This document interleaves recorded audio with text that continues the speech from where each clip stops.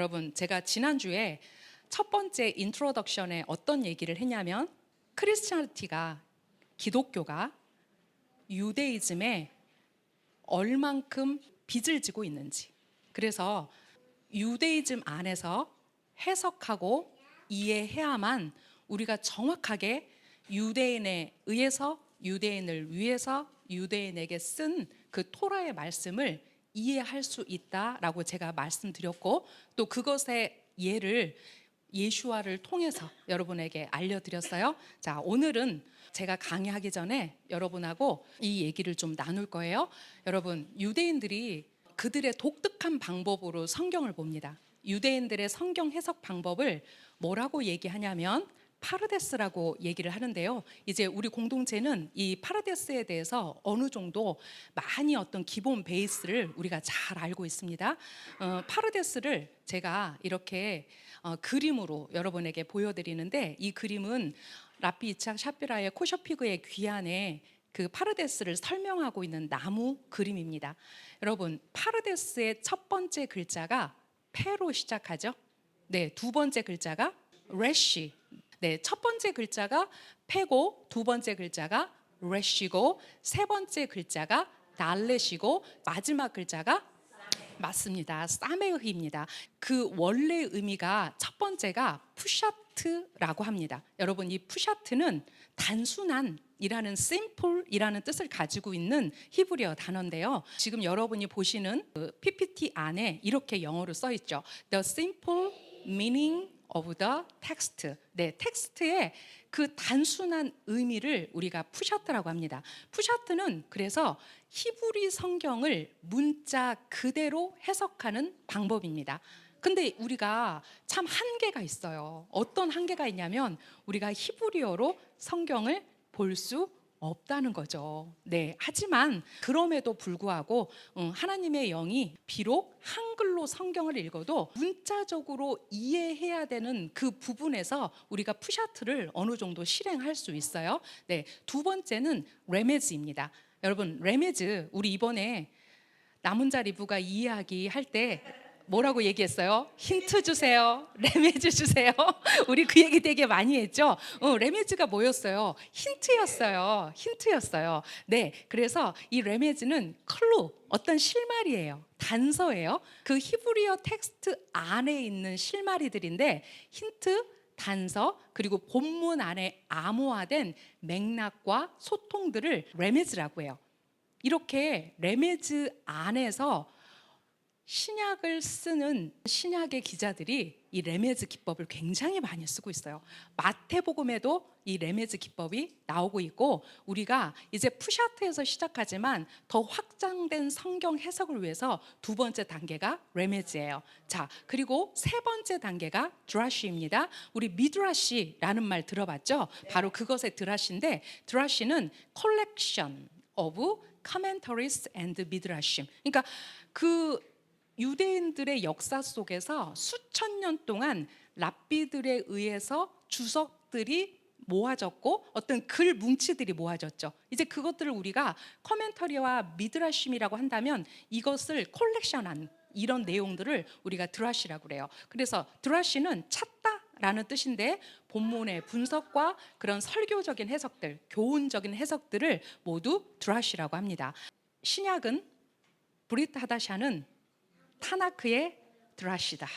들어보셨죠? 그래서 그 타나크를 기반으로 이제 그 신약의 기자들이 어떻게 그 구약을 드라시하고 있는지, 그 드라시의 대가가 누구예요? 바로 사도 샤울입니다. 네, 자, 그리고 소드입니다. 소드는 비밀이란 뜻이죠. The secrets of the Torah. 토라에 들어있는 비밀을 말하는데 그 토라 안에 글자들과 구절들 뒤에 어떤 숨겨진 메시지들이 있어요. 제가 지난번에 말씀드렸죠. 요한복음은 소드다. 그래서 그 소드를 우리가 그 관점을 알아야 요한복음을 읽는 거지, 단순히 글자 그대로 나타나 있는 푸샤트만 가지고는 그 요한이 무슨 말을 하려고 하는지를 우리가 정확하게 알 수 없다고 제가 말씀드렸어요. 여러분, 우리가 일반적으로 가장 대표적인 어떤 소드를 배우는 게 게마트리아죠. 어떤 숫자 값을 합치거나 이런 텍스트를 융합해가지고 그 안에서 어떤 숫자가 갖는 특이한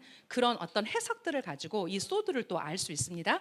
자, 마지막은 레메즈 하 레메즘입니다. 이 레메즈 하 레메즘은 레메즘들 중에 레메즈라는 뜻이죠. 무슨 이야기냐면 이제 메시아의 토라라고 하는데 메시아 자신에 의해서만 드러나는 계시다.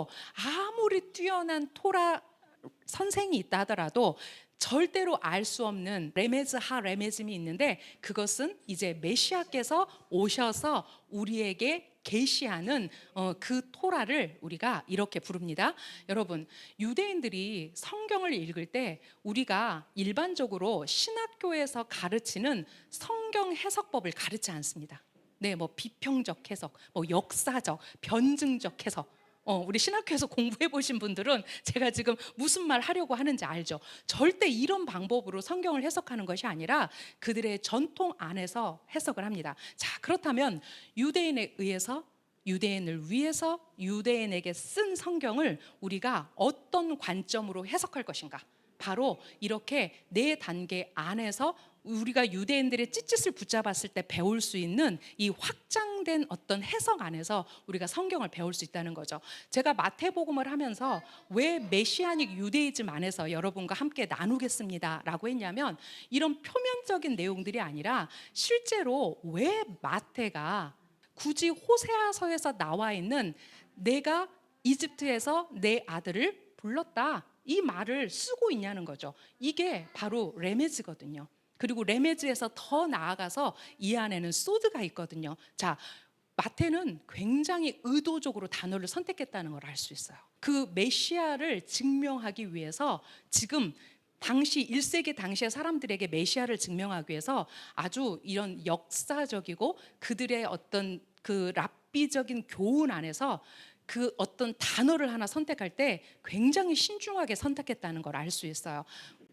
한 번도 나는 이렇게 성경을 본 적이 없어. 나는 히브리어를 몰라. 우리가 이게 아니라 루아흐 코데시의 어떤 도움을 받는다면 이제 그 예수와께서 하시는 그 말씀 한마디 한마디가 무슨 말씀인지를 이 관점으로 우리가 공부할 수 있다는 거예요. 이제 유대인에 의해서 쓰여진 그 성경을 보기 위해서 우리가 기존의 성경을 보는 방법을 바꿔야 한다. 한 번에 바꿀 수 없다. ING다. 바꿔 나가자. 제가 아마 계속해서 마태복음을 강의하면서 여러분한테 푸샤트입니다, 레메즈입니다 이런 얘기들을 했을 때 지금 무슨 얘기를 하려고 하는구나 여러분들이 잘 알아들었으면 좋겠고 이제 그 해석을 성경을 어떻게 해석하는가에 대한 또 13가지 법칙이 있어요. 제가 그거를 한꺼번에는 못하지만 한 주에 한 2개 정도씩 여러분하고 할 건데 우리가 대표적인 예가 오늘도 우리 토라포션에서 여러분이 들었지만 칼 보코메르 용법이 있어요. 칼 보코메르를 가장 많이 쓰신 분이 바로 예수하세요. 예수하세요. 그리고 샤울이에요. 그들의 언어와 그들의 문화와 그들의 전통 안에서 우리가 성경을 볼 줄 알아야 된다. 자, 유대교적 해석으로부터 메시아의 진정한 모습과 정체성을 얻어내기 위해서는 특히 우리가 예수와를 메시아로 이해하려고 한다면 우리는 전체적인 파르데스의 기본 틀을 고려해야 한다. 네, 어떤 한 단면만 가지고 알 수 없다는 거죠. 이 파르데스를 통해서 어떻게 유대인의 언어로 메시아가 설명되고 있는지를 우리가 유심히 살펴봐야 된다는 거예요. 제가 유대인 신약성경을 가지고 마태복음을 할 거기 때문에 여러분들이 가지고 계신 헬러 직역성경과 비교하면서 보셔도 저는 좋을 것 같아요. 네, 제가 한번 질문을 드려볼게요. 누가복음의 족보와 마태복음의 족보에 다른 점이 있어요.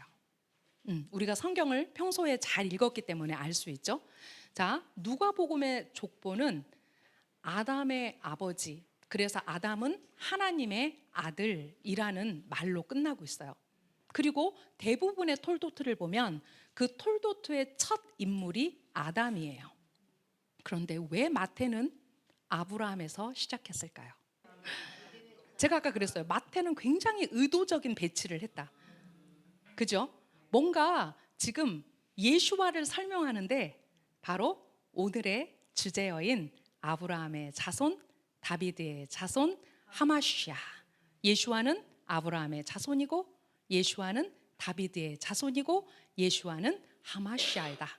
기름 부음 받은 자이다. 그죠?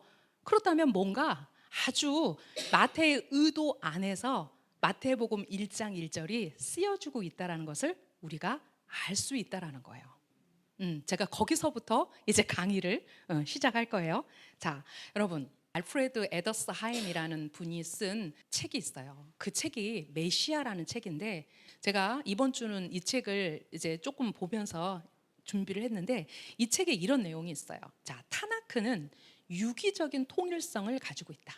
네, 타나크의 예언들은 제각기 따로 떨어진 것이 아니라 하나의 거대한 예언적 그림의 부분들이다.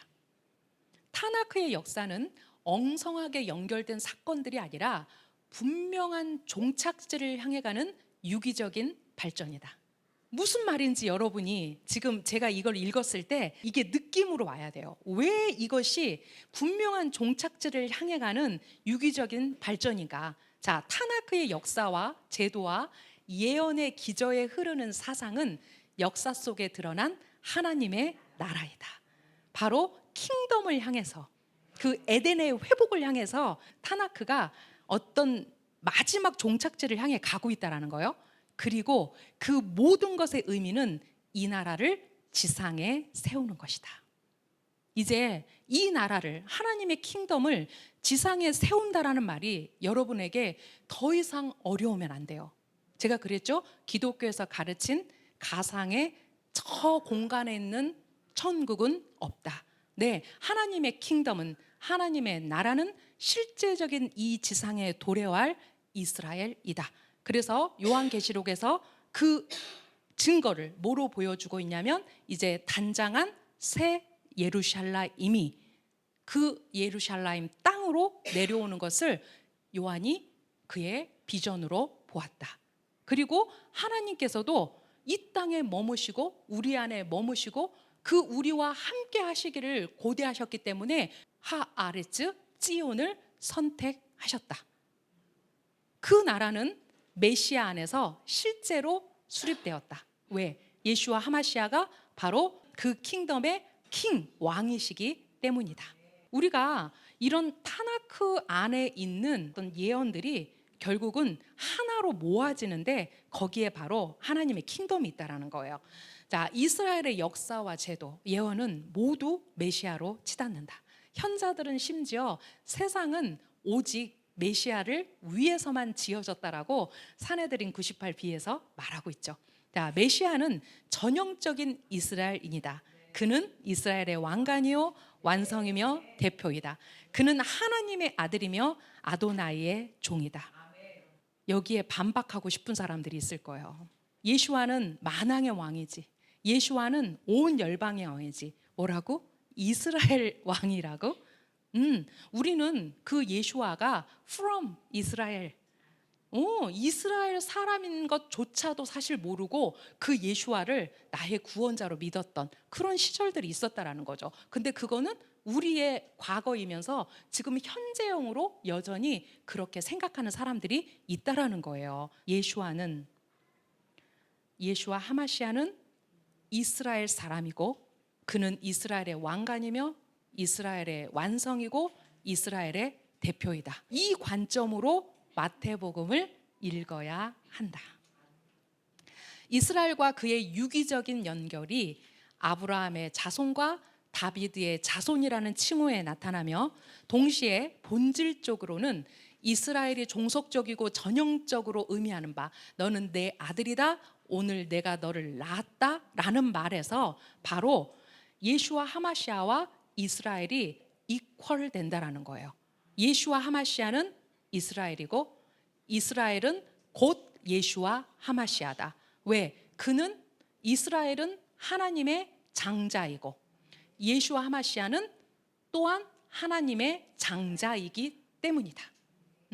절대로 이스라엘과 예수와를 분리해서 우리가 볼 수 없다라는 거예요. 왜냐? 모든 것이 이스라엘 족속의 대표로서의 메시아에게 전적으로 집중되고 있기 때문이다.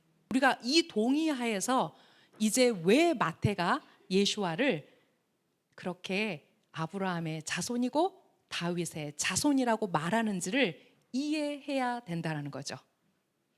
아브라함의 다윗의 역사 안에서 바로 그 축약된 응집이 누구기 때문에 바로 메시아 예수와이시기 때문이에요. 네. 아브라함과 다윗은 메시아의 혈통에서 독특한 중요성을 지니고 있기 때문에 선택되었다. 그렇다면 어떤 독특한 중요성을 가지고 있을까 질문해 봐야 되는 거예요. 우리가 단순히 이제 이게 이스라엘과 연결되는 관점에서 우리가 이해했다면 이제 조금 더 이제 한 차원 더 나가서 이해하면 좋겠어요. 자, 누가복음 1장 68절에서 75절은 누구의 이야기냐면 요한의 아버지, 세례 요한의 아버지, 스가랴가 그 루아흐 하코데시에 충만해서 그의 이름이 무엇이냐라고 사람들이 물었을 때 그의 입이 열려서 하나님을 찬양하는 내용이에요. 자, 여기에서도 역시 그 메시아가 다윗과 아브라함과 연결되고 있는 것을 우리가 볼 수 있어요. 네, 누가복음 1장 68절에서 75절까지 읽겠습니다. 이스라엘의 하나님 아도나이를 송축하라. 이는 그분께서 찾아오셔서 자기 백성을 해방시키려고 대속하셨기 때문입니다. 그분은 자신의 종 다비드의 후손인 전능한 구원자를 일으켜 세우셨습니다. 이는 그분께서 처음부터 예언자들의 입을 통해 말씀하신 그대로이며 우리의 원수들과 우리를 미워하는 모든 자의 힘에서 우리를 구원하시기 위함입니다. 이는 그분께서 우리의 조상들에게 약속하셨던 긍휼을 보이시고 그분의 거룩한 언약을 기억하셔서 일어난 일이며 그분께서 아브라함 아비누 앞에서 하신 맹세입니다. 이는 우리가 우리의 원수들에게 해방되어 두려움 없이 그분을 섬기게 하려는 것입니다. 우리가 사는 날 동안 그분 앞에서 거룩함과 의 안에서 섬기게 하려는 것입니다. 그 메시아가 다비드의 후손으로 오실 거라는 타나크의 언약을 가지고 이 성령으로 충만한 이 요한의 아버지의 이 내러티브 안에서 우리가 무엇을 발견할 수 있는가? 그분은 다비드의 후손을 통해서 전능한 구원자를 일으켜 세우실 거라는 그 타나크의 예언하에서 증명되고 있다라는 거예요. 자, 그분께서 처음부터 예언자들의 입을 통해서 말씀하셨고 우리의 원수들과 우리를 미워하는 모든 자의 힘에서 우리를 구원하시기 위함입니다. 또 더 나아가 아브라함 아비누. 자, 우리 아브라함 아비누를 우리나라 말로 번역하면 우리 조상 아브라함이라고 번역하죠. 우리 아버지 아브라함. 유대인들에게 뿐만 아니라 우리 그 이스라엘에 가면 아브라함의 묘지가 있어요. 그게 어디에 있죠? 헤브론에 있죠. 네, 헤브론에 그 조상들의 묘가 있는데 그들이 우리 아버지야. 아니 우리 아버지지 라고 자기들끼리 서로 아버지라고 그래요. 그렇죠? 네, 무슬림들도 우리 아버지고 유대인들도 우리 아버지라고 그래요. 그래서 양쪽에서 다 볼 수 있도록 아브라함의 그 무덤을 볼 수 있도록 해놨잖아요. 자, 그런 것처럼 그 중동 땅에 있는 그 사람들에게 아브라함은 그들의 조상이면서 그들의 아버지예요. 자, 바로 예수와 하마시아께서 그 아브라함의 아들로 아브라함의 자손으로 그 다윗의 자손으로 오셨다라는 거죠. 자, 그래서 첫 번째 주제는 아브라함의 아들입니다. 네, 오늘 첫 번째 주제는 벤 아브라함. 네, 히브리어로 그렇게 읽죠. 아마도 사람들은 누가복음에 나오는 계보가 아담까지 거슬러 올라가는 반면 마태의 계보가 아브라함부터 시작되는 이유를 궁금해할 것이다 라고 엘리아츠비 슬로베이치크가 이렇게 마태복음 커멘터리를 시작하고 있어요. 자, 우리는 한 번도 마태복음 1장 1절 읽으면서 의심하지 않았어요. 그냥 읽죠.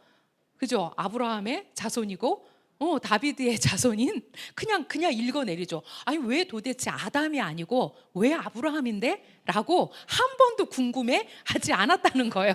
우리 쇼샨나 권사님 맞아 지금 그러시잖아. 우리가 그것을 말씀 안에서 증명해냈을 때 왜 마태복음은 유대인 마태가 유대인들에게 그들의 하마시아를 증명하는 책이라는 거예요. 그렇다면 분명한 근거 아래에서 마태는 의도적으로 아브라함과 다비드의 이름을 거기에 배치하고 있다는 거예요, 여러분. 저는 그 내용을 가지고 이번 주에 계속 고민을 했고 왜 그랬을까 생각했어요. 왜 그랬을까? 자, 그래서 제가 첫 번째 잡은 내용이 바로 신적 근원과의 연결이다. 노아의 때 하나님은 사람을 만드신 것을 후회하셨다라고 하셨습니다. 그리고 노아의 8 식구 이외에는 모든 사람을 그 홍수로 죽이셨습니다. 그죠? 자, 그리고 사람들이 더 이상 죄를 짓지 않았느냐? 그렇지 않습니다. 자, 우리 창세기 11장에 가면 이제 바벨탑 사건이 나옵니다. 그리고 하나님께서 더 이상 사람들을 홍수로 죽이시지는 않았지만 그들의 커뮤니티를 깨뜨리셨습니다. 네, 그들의 언어를 달리하셔서 그들을 뿔뿔이 흩으셨습니다. 그리고 창세기 12장에 누가 소개되고 있냐면 바로 아브라함이 소개되고 있습니다. 그렇다면 하나님은 그 당신의 킹덤을 티쿤할 누군가를 찾으셨다는 거죠. 찾고 계셨다라는 거죠. 그런데 놀랍게도 우리가 야셀의 책을 읽어보면 그 아브라함의 어린 시절이 그 미드라시로 아주 재미있는 내용으로 나와 있는데 슬로베지크는 이 관점에서 아브라함을 얘기하거든요. 자, 아브라함이 처음으로 하셴을 알지 못하는 사람들의 마음에 유일신 사상을 심어주었고 바로 하나님의 에하드, 하나님의 그 한 분 되심을 심어주었고 또 그들에게 우상을 버리고 오직 하셴만을 경배하라고 가르쳤다. 우리가 타나크의 내용만 가지고서는 사실 이 내용을 알 수 없어요. 근데 그 유대인들의 그런 많은 이야기들 안에서 아브라함의 역사를 볼 수 있는데 야샤르 책에서 이런 내용이 나옵니다. 아브라함이 노아의 집에 39년 동안 있었다. 뭐라고? 아브라함이 노아랑 함께 살았다고? 네, 살았습니다. 살았습니다. 네, 노아가 몇 살까지 살았어요? 950년 살았어요. 아브라함은 니므롯의 핍박을 피해서 일찍부터 노아의 집에 가서 살았고 노아의 아들인 셈과 함께 살면서 노아에게 하나님의 토라를 배웠어요. 네, 아브라함이 노아의 집에 39년 동안 있었다. 아브라함이 3살 때 주를 알았고 그는 노아와 그의 아들 셈이 그에게 가르친 대로 그의 죽는 날까지 주의 길을 걸었다. 주께서 아브라함에게 깨닫는 마음을 주셨다. 그는 그 세대의 모든 일이 헛된 것이며 그들의 모든 신이 헛된 것이고 전혀 도움이 되지 않는다는 것을 알았다. 그래서 우리가 야샤르 책을 읽어보면 실제로 데라는 우상을 섬기는 자였고 아브람, 그의 아들 아브람이 그 데라가 섬기는 모든 우상들을 다 부셔버렸죠. 그리고 가장 큰 우상의 손에 도끼자루 하나를 딱 깬 다음에 도망갔어요. 근데 결국 잡혀왔고 이제 니므롯에게 그 아버지인 데라가 아브람을 고소해가지고 그 앞에서 심판을 받아요. 네, 이런 아주 재미있는 내용. 왜 아브라함이 그 어린 나이에 그 하나님이라는 그분에게 이 근원을 댈 수밖에 없었는가에 대한 아주 재미있는 이야기예요. 자, 토라의 시대는 그래서 유대인들이 말하기를 아브라함과 함께 열렸다고 말합니다. 자, 우리가 이 내용 배웠어요. 세상이 6,000년 동안 존재할 것인데 2,000년은 공허와 혼돈으로 비어있고 그 다음 2,000년은 토라의 시대일 것이고 그 다음 2,000년은 메시아의 시대일 것이다. 여러분 들어보셨죠? 그렇다면 여기에 질문이 있어요. 어떤 질문이 있나요? 토라의 시대는 모세 때부터 아닌가요? 모세가 시내산에서 그가 하나님의 십계명을 받은 때부터 토라의 시대가 열린 거 아닌가요? 이렇게 질문할 수 있겠지만 유대인들이 말하기를 진정한 토라의 시대는 아브라함과 함께 열렸다. 왜냐하면 자, 그 근거를 이렇게 봅니다. 창세기 라바 39장 14절에 따르면 그들이 하란에서 얻은 사람들과 함께 즉 함께 지금 하나님의 여정을 걷는 걸 볼 수 있어요. 자, 아브라함이 우르카스딤에서 나왔어요. 그리고 하란에 머물렀어요. 그리고 이제 아브라함의 나이 75세 때 하나님께서 이제 아브라함을 그 가나안 땅으로 인도하시는데, 그때 성경은 뭐라고 기록하냐면 아브라함이 하란에서 얻은 사람들과 라는 표현이 있어요. 자, 그 내용을 기반으로 봤을 때 그들이 하란에서 얻은 사람들이라는 표현을 라브 후나가 이렇게 말하고 있어요. 자, 아브라함이 남자들을 개종하게 만들고 사라가 여자들을 개종하게 만들었다. 그렇다면 아브라함은 누구의 역할을 하고 있는 거예요? 아브라함은 가는 곳곳마다 하나님이 유일하시다는 걸 전했고 하나님의 복음을 전했다는 거예요. 그래서 유대인들이 말하길 아브라함이 토라의 2000년을 열었다라고 말을 하는 거예요. 다른 사람을 온전케 하려 노력하는 자는 다른 사람들도 구할 수 있다. 이게 누구의 비교로 피르케 아보트에 나오냐면 우리 토라 포션에서 한번 했었어요. 노아와 아브라함이 뭐가 다른가? 노아는 자기 자신과 자기 가족 8명밖에 구원하지 못했다. 그는 당대에 그럼에도 불구하고 의인이었다. 그런데 아브라함은 이제 자기 가족뿐만 아니라 그의 친척들뿐만 아니라 누구까지? 하란에서 얻은 허다한 잡족들을 그가 데리고 나왔다라는 거예요.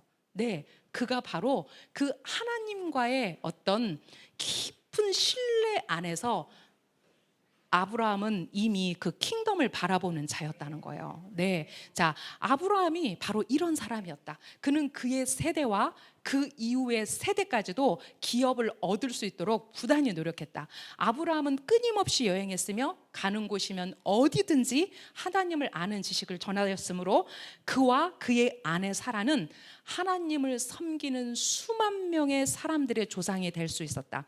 바로 이것을 성경이 우리에게 증명하고 있습니다. 우리가 창세기 2구절을 볼 건데, 먼저 아브라함의 여정이 어땠길래 그들에게 아브라함은 이렇게 그 신적 근원을 우리와 연결하는 사람이다라는 인식을 할 수 있었을까? 바로 그것에 대한 해답이죠. 네, 창세기 19장 17절에서 19절까지 읽겠습니다.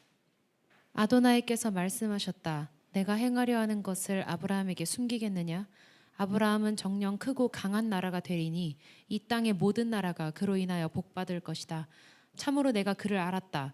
이는 아브라함이 그 후손들과 그 후손의 집에 의와 공의를 행함으로 아도나이의 길을 지키라고 명령하였기 때문이고, 나 아도나이가 아브라함에게 말한 것을 아브라함에게 이루어지게 할 것이기 때문이다. 네, 누가 말씀하셨다고요? 아도나이, 하나님께서 말씀하셨다고요. 아브라함은 정령 크고 강한 나라가 되리니 이 땅의 모든 나라가 그로 인하여 복받을 것이다.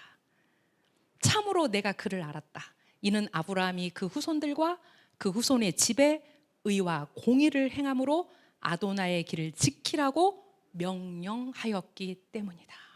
네, 자, 한 구절 더 읽어볼게요. 창세기 26장 3절에서 5절입니다. 참으로 내가 너와 내 자손에게 이 모든 땅을 주어 네 아버지 아브라함에게 맹세한 그 맹세를 이룰 것이다. 나는 하늘의 별처럼 네 자손을 많게 해 이 모든 땅을 네 자손에게 주고 네 자손 때문에 그 땅의 모든 나라가 복받을 것이다. 왜냐하면 아브라함이 내 소리를 들었고 내 지시와 명령들과 규례들과 토라를 지켰기 때문이다. 네, 이게 바로 누구에게 하는 얘기냐면 하나님께서 이삭에게 이제 너가 그 땅을 떠나지 말고 미츠라임으로 가지 말고 가나안 땅에 머물러라 라고 말씀하시면서 그 조상인 아브라함의 유업 안에서 그들이 그 땅 안에 머물렀을 때, 그 하아레츠 그 땅에 머물렀을 때 복받게 될 것이다. 그러면서 아브라함 얘기를 하는 거예요. 왜냐하면 아브라함이 내 소리를 들었고 내 지시와 명령들과 규례들과 토라를 지켰기 때문이다. 그가 3살 때부터 하나님을 알았다. 네, 제가 이번에 이게 이제 아브라함과 관련된 이야기들을 읽어보니까 제가 이제 새롭게 알게 된 사실은 엘리에제르가 아브라함의 318이라는 어떤 숫자 값으로 대표되는 아브라함의 충복이지 않습니까? 이므롯이 이제 아브라함이 그 불 속에 넣는데도 아브라함이 죽지 않았어요. 그래서 이제 데라가 내가 아브라함을 함께 나아가야 하겠으니 나를 보내주십시오 했을 때 많은 사람들이 그에게 큰 선물을 줘요. 그런데 니무롯은 그의 맏 아들을 줍니다. 그 맏 아들이 엘리에제르랍니다. 그리고 엘리에제르는 그 아브라함의 충복이 되었고, 그러니까 그게 그들의 미드라시 안에 있는 내용임에도 불구하고 저는 이 하나님께서 이 창세 때부터 이방인과 유대인의 멋진 연합 안에서 그 하나님의 킹덤을 이루시는 그 놀라운 그림들이 곳곳에 숨어 있다는 것을 저는 보게 됐어요. 이제 제가 후추파의 여인들 할 때 하나님이 얼마나 기가 막히게 그 이방인과 이 유대인의 아름다움 안에서 그분의 킹덤을 세워가시는지를 여러분에게 말할 건데, 정말 너무 멋진 하나님의 놀라운 비전들이 곳곳에 숨어 있다라는 거예요. 아까 슬로베이치크가 그랬죠. 아브라함이 그 하나님과의 어떤 신적 근원의 연결 안에서 그 마태복음을 시작하는 그곳에 아브라함의 자손이고 라고 시작을 했다면 이게 예수와께 어떻게 연결되고 있느냐예요. 자, 예수와는 아브라함과 마찬가지로 그들의 마음에 하나님의 유일성을 심어주셨고, 이는 각 사람이 그의 우상을 버리고 오직 유일하신 하나님 아도나이께 경배하게 하려 하심이었다. 이제 그 하나님의 메시아의 시대를 여시는 그 킹덤의 왕으로서 이제 예수와께서 어떻게 그 킹덤과 하나님과 이제 그 도래할 하나님의 왕국을 그 마태복음 안에서 말씀하고 있는지, 그것이 바로 이렇게 맞닿아 있다라는 거예요. 자, 하나님의 모든 약속은 아브라함의 씨인 예수와 하마시아의 안에서 절정에 달하고 성취된다. 하나님의 모든 약속이 아브라함의 씨인 예수와 하마시아 안에서 절정에 달하고 성취된다라는 것을 누가 또 강력하게 선포하고 있냐면 바로 사도 샤울이에요. 네, 사도 샤울이 갈라디아서 3장 16절에서 이렇게 말합니다. 그 약속은 아브라함과 그의 후손에게 하신 것입니다. 마치 많은 사람이 있는 것처럼 후손들에게라고 하지 않고 한 사람을 뜻하는 너희 후손에게라고 하셨습니다. 이 한 사람이 바로 메시아이십니다. 네, 이렇게 그들의 타나크 안에서 예수와를 메시아로 만난 이 샤울의 고백이 그 모든 유대인들의 고백이 되겠죠. 우리가 그것을 이제 기대합니다.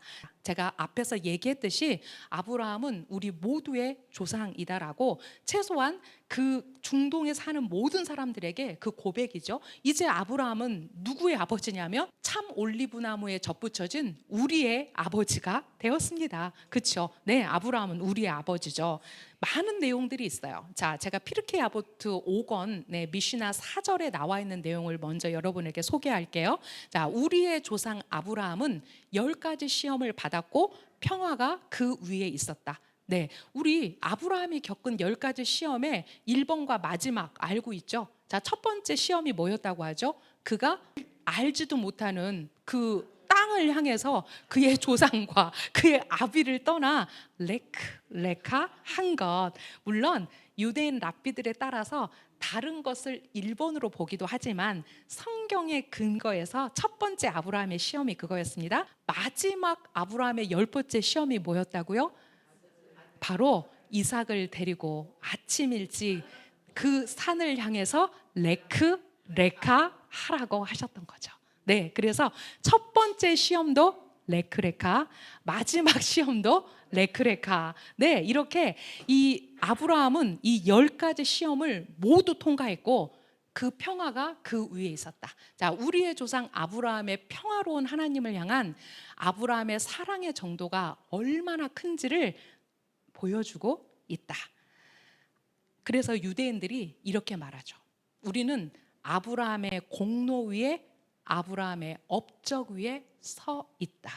우리가 예수와의 공로 위에 서 있는 것처럼 유대인들은 아브라함의 업적 위에 서 있다라고 말합니다. 그렇다면 그들이 어떤 얘기를 하는지 한번 보세요. 자, 아브라함의 업적 첫 번째입니다. 현자들은 아브라함이 다른 누구보다 더 보상을 받을 만한 사람임을 천사들이 받아들이도록 하고자 그에게 10가지 시험을 주셨다고 설명하고 있다. 더 나아가 10가지 시험이 하나님께서 창조하실 때에 하신 10마디 말씀과 대조된다는 사실은 우리에게 온 우주가 아브라함의 기업으로 유지된다는 것을 가르치고 있다. 너무 재밌는 이야기 아니에요? 아브라함이 다른 누구보다도 더 보상을 받을 만한 사람임을 천사들이 받아들이도록 하고자 그에게 10가지 시험을 하나님께서 하셨다. 그런데 아브라함은 보란 듯이 그 시험을 통과했죠. 그래서 그들은 아브라함의 공로 위에 서 있습니다. 예를 들면 광야에서 이스라엘 백성들이 하나님을 10번이나 시험했다는 얘기가 우리 토라 포션 내용에서 나왔죠. 그런데 그들이 아브라함의 업적으로 인해서 속죄받을 수 있었다. 왜? 아브라함이 그 10번의 시험을 모두 통과했기 때문에 그 공로로 바로 그 10번을 하나님을 시험했지만 그들이 속죄받을 수 있었다라고 말해요. 자, 시내 산에서 이스라엘 백성들은 그들의 금송아지 죄에서 보호한 아브라함의 기업으로 인해 십계명을 받을 수 있었다. 그들의 아브라함 아비누라는 어떤 그 정체성, 아브라함의 정체성이 지금 얼마만큼 유대인들의 정신 안에 들어있는지. 아니, 예수아가 아브라함의 후손으로 왔다는데? 그죠? 우리 한 번 정도는 생각해 봐야 되지 않을까? 그 마태의 이야기를. 자, 그래서 아브라함의 행실은 이제 그 아브라함이 살았던 시대뿐만 아니라 지금 21세기 지금까지 모든 유대인들에게 역사를 넘나드는 메아리가 되어서 지금까지도 울려 퍼지고 있다는 거예요. 특별히 출애굽 이후 광야에서 또 거룩한 땅에서 포로기까지 그리고 메시아 시대까지 그의 행실이 울려 퍼지고 있다. 여러분, 이게 14대 14대 14대의 비밀 안에 있잖아요.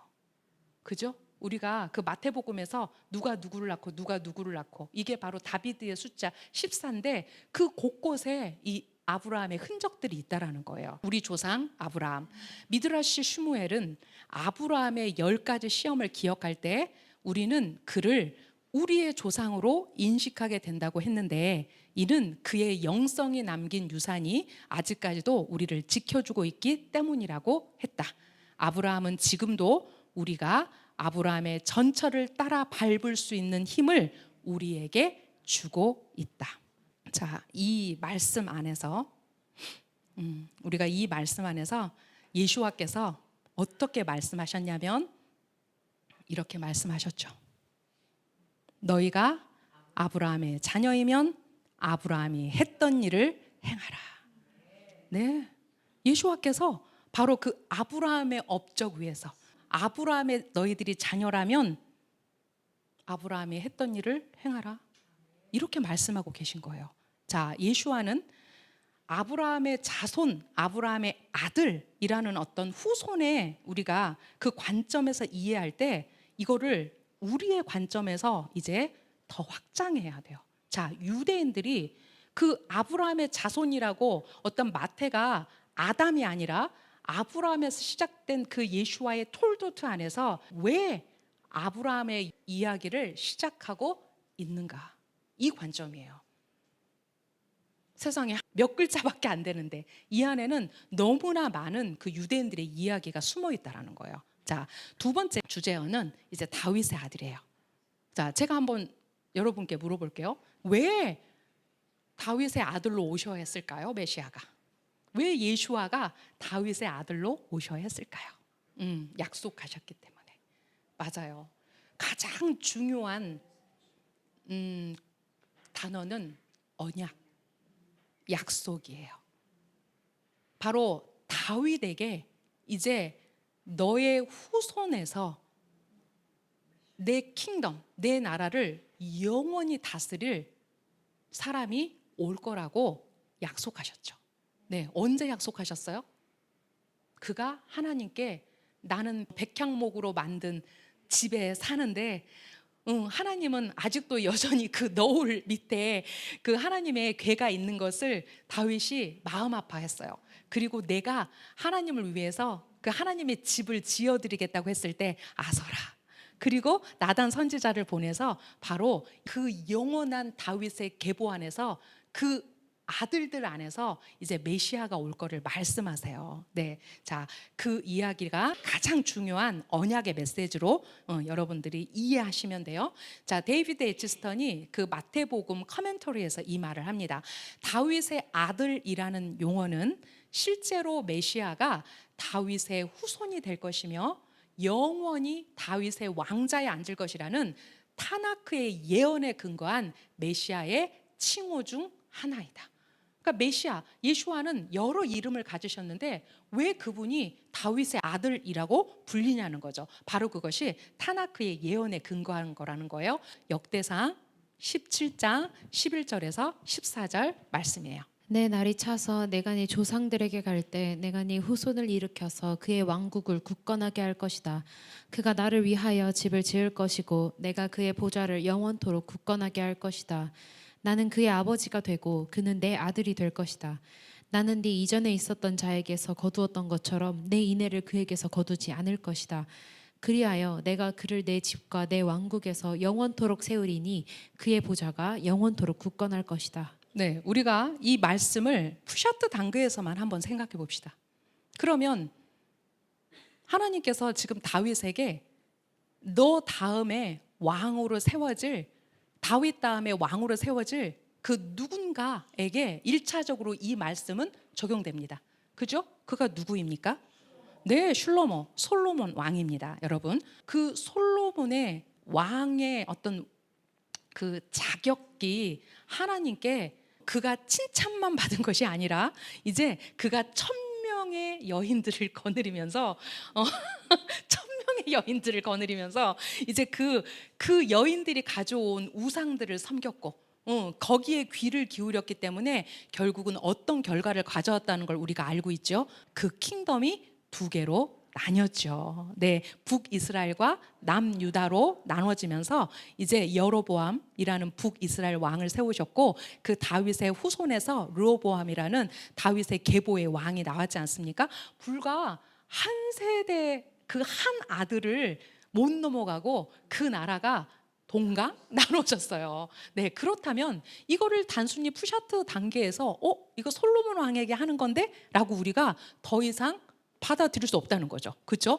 물론 항상 그 어떤 기본적인 틀 안에서는 그 다윗의 계보 안에 있어요. 그런데 아까 역사의 그 어떤 움직이는 원동력 안에서 뭔가 하나로 이렇게 집약되는 하나님의 그 시간 안에서 지금 누구에게 이 예언의 타나크의 말씀이 성취되어 가고 있냐면 바로 그 예수와 하마시아로 우리가 성취되어 간다라는 것을 알 수 있다라는 거죠. 그래서 마태는 의도적으로 이 말씀을 모두 알고 있는 유대인들에게 그가 다윗의 아들로 왔다라는 것을 얘기하고 있는 거예요. 예레미야 23장 5절에서 6절도 한번 읽어볼게요. 보라, 날들이 온다. 아도나이의 말씀. 내가 다윗에게 한 의로운 싹을 일으키리니 그가 왕으로서 성공하여 그 땅에서 공의와 의를 행할 것이다.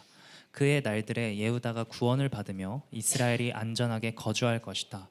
이것이 그가 불릴 이름이니 아도나이는 우리의 의이다.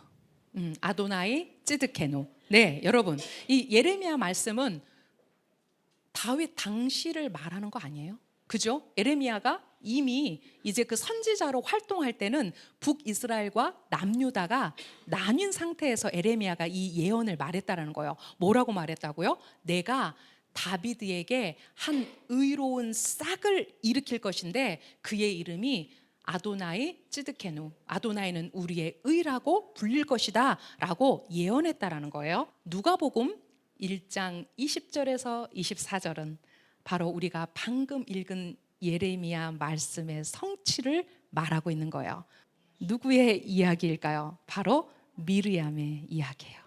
미르얌이여 두려워하지 말라. 너는 하나님께 은혜를 입었다. 보아라, 내가 임신하여 아들을 낳을 것이다. 너는 그분의 이름을 예슈아라고 지어야 한다. 그분은 위대하게 될 것이며 하엘론의 아들이라고 불릴 것이다.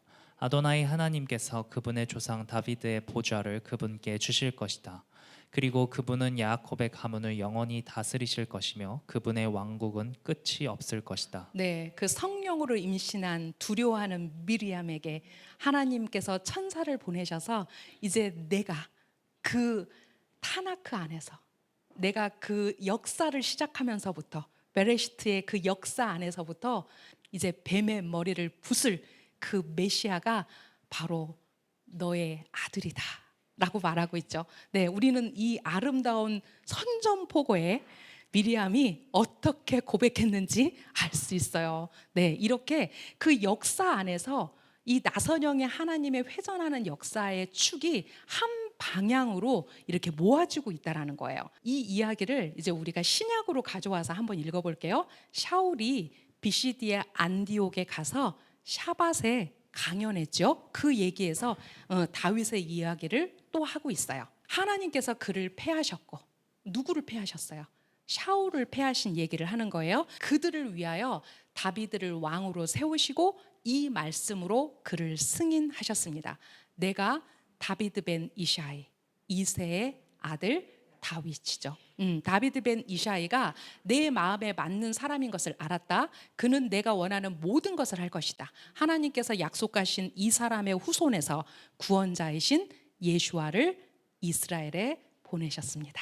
라고 샤울이 이렇게 그 비시디 안디옥의 회당 강연에서 이렇게 말하고 있어요. 이렇게 유대인들의 역사 속에서 어떤 응집력이 하나님의 킹덤의 응집력이 지금 예수와께 모아지고 있다라는 거예요. 그리고 이제 마태는 그 응집력의 역사 안에서 예수아가 아브라함의 아들로 그리고 다윗의 아들로 왔다라는 것을 유대인들에게 증명하고 있다라는 거예요. 그래서 제가 지난번 강의에서도 말씀드렸지만 마태복음 쪽복음이 유대인들에게 예수아가 하마시아를 전하는 가장 최고의 복음서이다 라고 제가 말씀드렸죠. 왜냐하면 그들의 역사로 시작하고 있기 때문이에요. 타나크의 모든 메시아의 예언은 유기적인 통일성 안에서 분명한 종착지를 향해 가고 있다. 그것은 하나님의 킹덤을 향한 여정이고 에덴의 회복을 향한 여정이다. 그것은 아담이 잃어버린 바브를 되찾는 여정이기도 하다. 제가 여러분에게 톨도트 얘기를 하면서 창세기 2장 4절에 바브가 있는 톨도트가 있고 이제 뚝 떨어져서 룻기 4장 18절에 톨도트 바브가 있는 톨도트가 회복됐다고 그랬죠. 왜냐하면 2장 4절이 지나가자마자 아담이 범죄했거든요.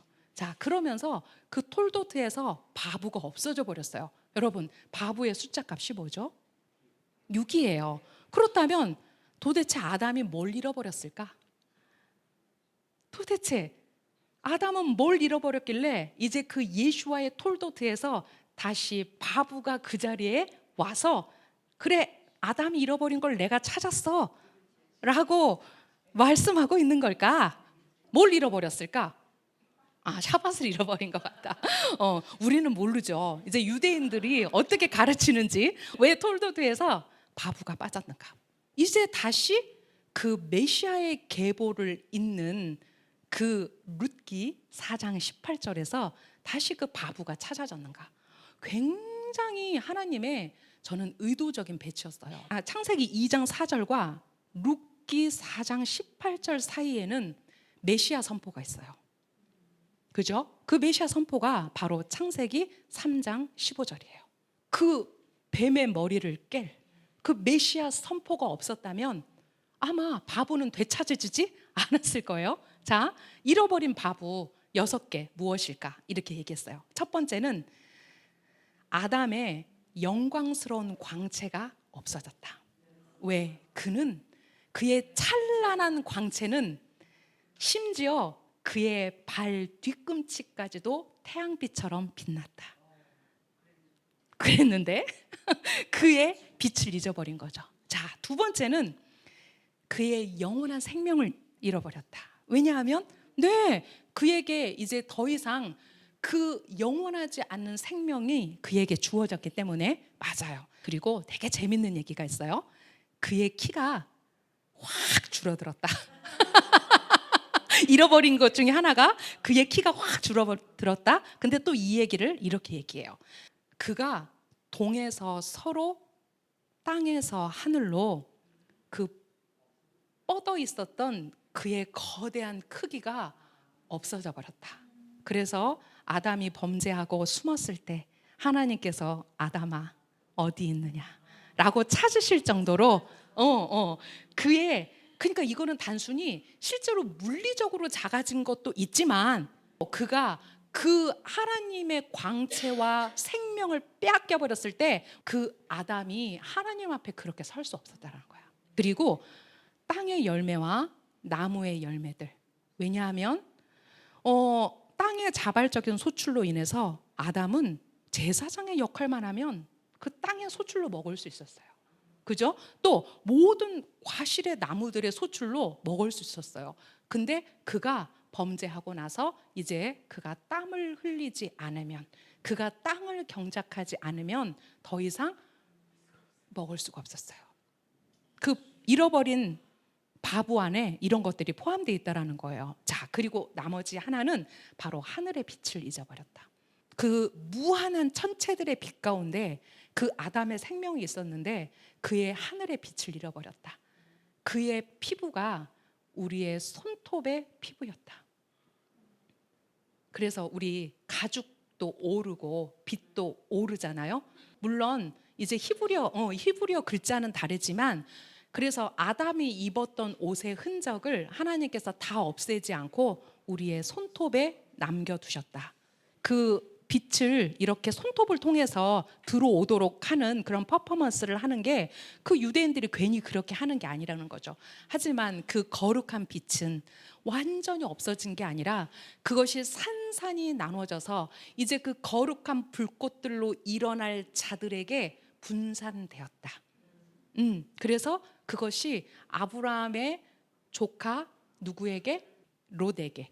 비록 그가 그 딸들의 어떤 아비를 속임으로 모압과 암몬을 낳았지만 결국은 하나님께서 모압과 암몬과 싸우지 말라고 그래요. 왜냐하면 하나님은 그 빛이 파장된 빛이 바로 모압과 암몬에게 있을 거라는 것을 이미 내다보셨다는 거죠. 그래서 모압 여인 룻과 암몬 여인 나아마가 그 혈통 안에서 누가 태어났어요?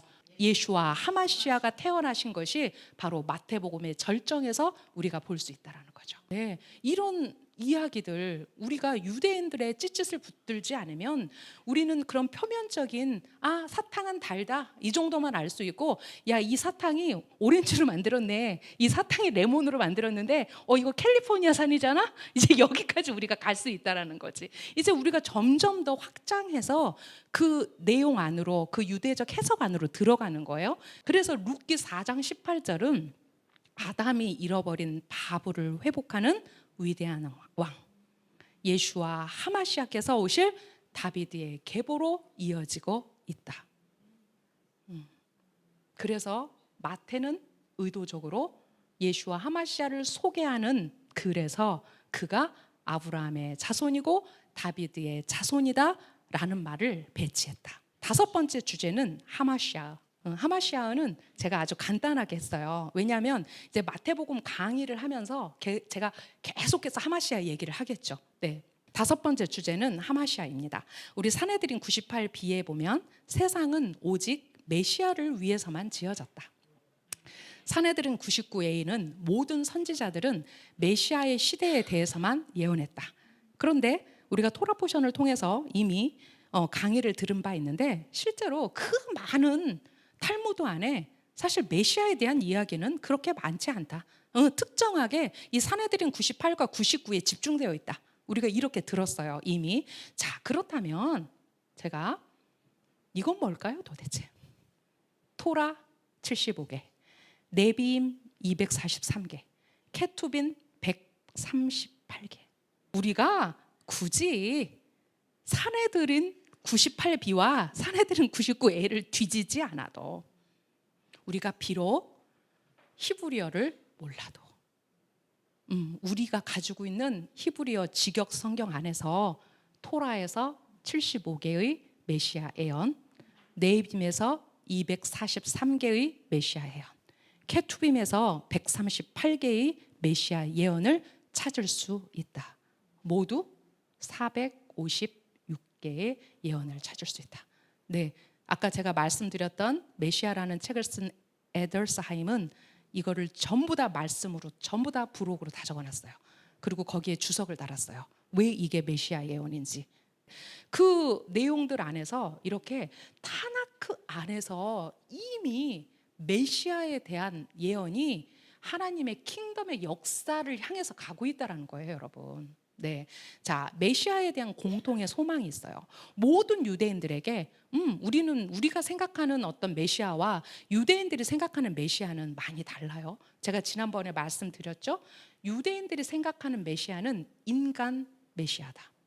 왜? 그들의 역사 안에서 기름 부음 받은 많은 사람들이 있어요. 왕이 메시아고요, 제사장이 메시아고요, 선지자들이 메시아예요.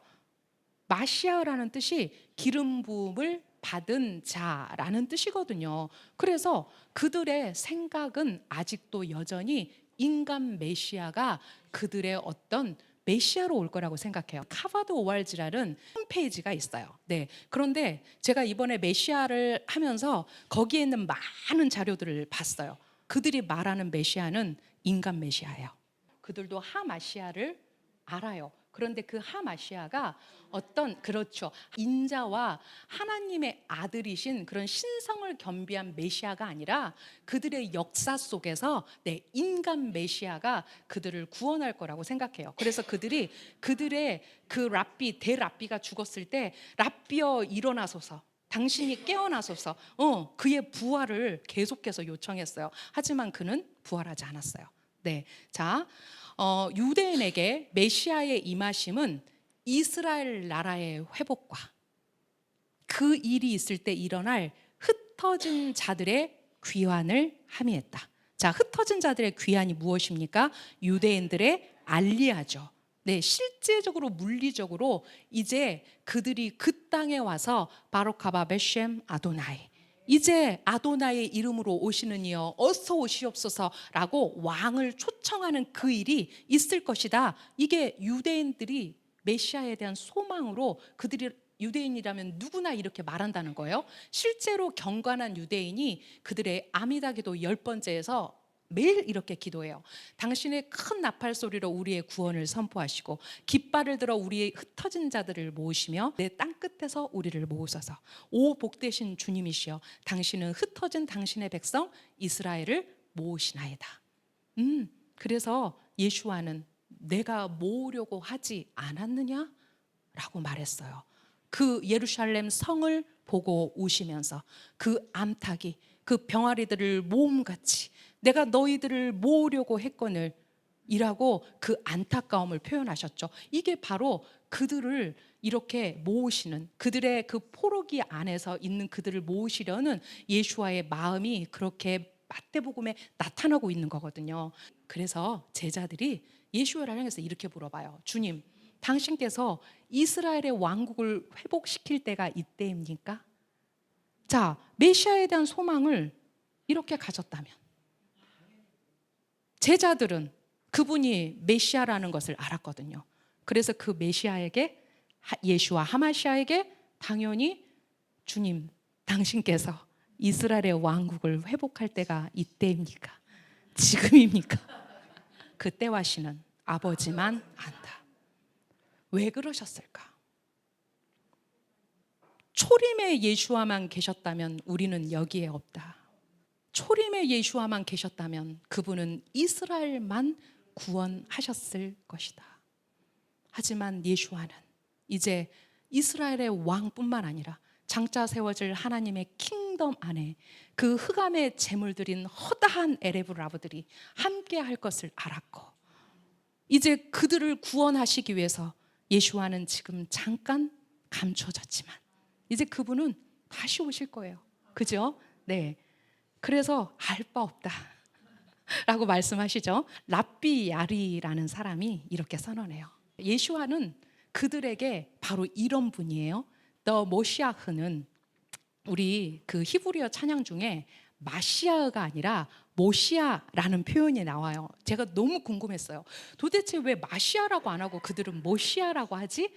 이번에 이제 제가 자료를 찾으면서 이 유대인들의 그 DNA 안에 들어있는 그 예슈아를 향한 어떤 뭐랄까 너무 정확한 그 DNA 안에 정체성 안에 그 예슈아를 향하고 있는 그들의 분명한 어떤 에너지가 있구나. 그게 뭐냐면 여러분 마시아의 세 글자 히브리어 세 글자가 뭐예요? mem신 헤트. 그래서 마시아흐 세 개의 글자 안에서 물론 요두는 제가 말씀 안 드렸지만 세 개의 글자 안에서 마시아가 되죠. 자, 이 모시아라는 단어 안에 그들은 세 개의 히브리어 자음을 우리가 알고 있는 마시아의 mem신 헤트를 생각하지 않아요. 발음을 의도적으로 마시아를 모시아라고 한 게 아니에요. 이 모시아의 세 자음을 그들이 뭐라고 얘기하냐면 요드, 신, 아인. 누구의 이름이에요? 예슈아의 이름이죠. 거기에 mem 분사를 붙였다라고 얘기해요. 와, 뭐라고 얘기하냐면 마시아는 단순히 기름 부음 받았잖아. 왕도, 제사장도, 선지자도. 그런데 모시아는 우리를 구원할 자야. 저는 아무리 예수아를 그들이 못 받아들인다 해도 그들은 역사 안에서 예수아가 그들의 구원자인 걸 알고 있다라는 거예요. 그래서 다 알고 있는데 답만 모르는 거야. 이제 그 답을 딱 아는 순간 그들에게는 모든 게 확 열려버릴 거예요. 그렇죠? 비아리는 마시아라는 단어를 쓰지 않고 모시아를 썼어요. 네, 자, 더 모시아는 아브라함보다 더 높을 것이다. 바로 메시아의 지위예요. 왜냐하면 아브라함은 70명을 제외하면 아무것도 소유하지 못했기 때문이다. 물론 그는 노아는 본인과 자기 가족만 구원했지만 아브라함은 더 확장됐어요. 하지만 킹 모시아는 모든 사람들을 하나님을 섬기는 일로 돌아오게 할 것이다. 그것은 전 세계 사람들을 말하는 것이다. 그는 모세보다 더 많이 찬양받을 것이다. 왜냐하면 모세는 단 한 민족을 하나님을 섬기도록 이끌어내었지만 모시아는 많은 민족들을 하나님을 섬기도록 데려올 것이다. 그리고 많은 왕들 사이에 평화를 회복시킬 것이다. 구원의 천사들보다 더 높아질 것이다. 왜냐하면 킹 모시아의 힘은 하늘로도 퍼져나가 하늘의 움직임조차도 그가 기적적으로 변화시킬 것이기 때문이다. 바로 이 이야기가 마태복음의 이야기죠.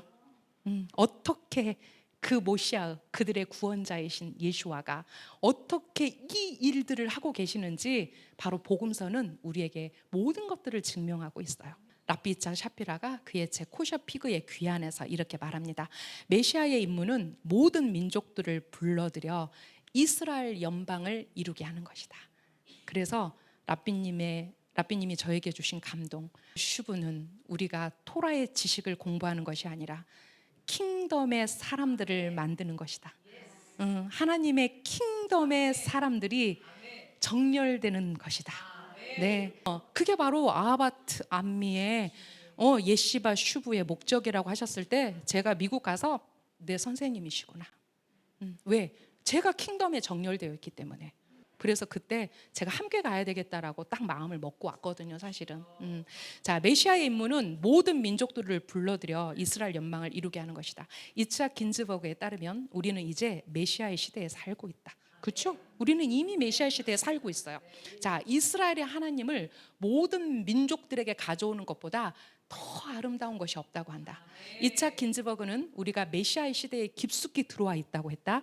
이것은 메시아가 언제든지 나타날 수 있다는 것을 의미한다. 그래서 누가 그 메시아를 이 땅에 오게 할 것인가? 누가 메시아를 이 땅에 초청할 것인가?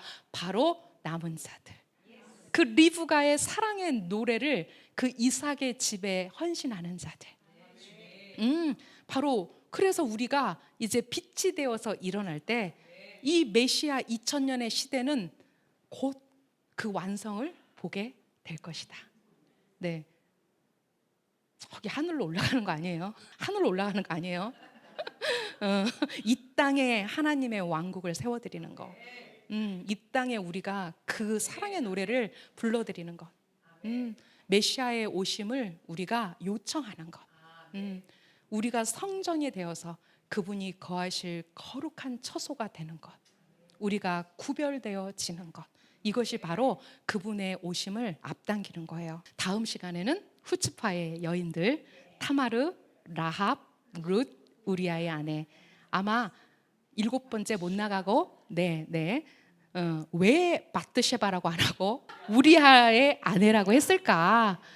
다음 시간은 아마 이 6번째 주제어를 가지고 우리가 마태복음 이제 3번째 시간으로 제가 강의하겠습니다. 네, 마태가 전한 예수와의 복음, 우리를 계속 그 예수와 하마시아를 향해서 가게 하는 제 강의가 되도록 여러분 함께 계속 기도해 주십시오. 네, 기도하고 마치겠습니다.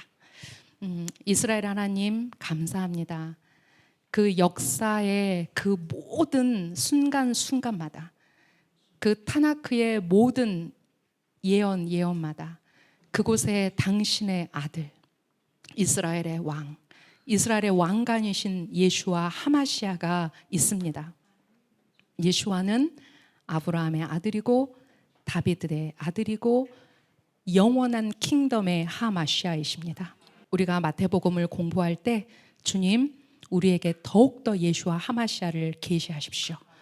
그래서 이제 그 물이 바다 덮음같이 하나님을 아는 그 지식이 충만해진다고 말씀하셨는데, 먼저 그 일들이 우리 한 사람 한 사람에게 이루어지게 하십시오. 네, 주님, 우리가 당신의 가르침을 당신이 친히 가르치실 것을 기대하며 나아갑니다. 주님 사랑합니다. 베셈 예수와 하마시아. 아멘.